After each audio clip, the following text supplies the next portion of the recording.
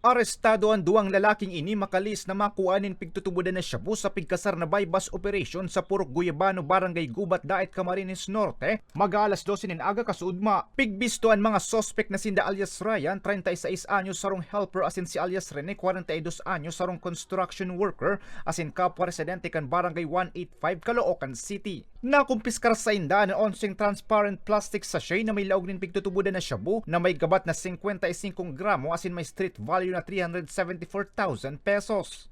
So, ang nakuha natin kagabi is in my street value na almost 374,000, more or less nasa 55 grams.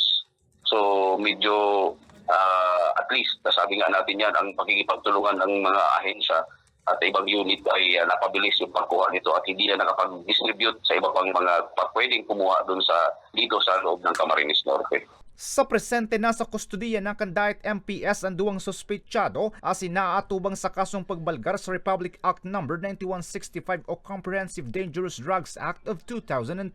After natin na ma-proseso lahat ay agad-agad naman natin silang pinamedical and definitely pasasampahan natin sila ng 9165 sa pagdadala nila, pagda-transport at may possession sila ng illegal na droga.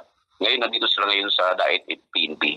Pigpapasalamat naman kan kapulisan ang kooperasyon kan publiko na nagresulta sa matrayumpong pagkakadakop kan duwang suspetsado. Para sa mga baratang tatak Bicol, Ariello Bea.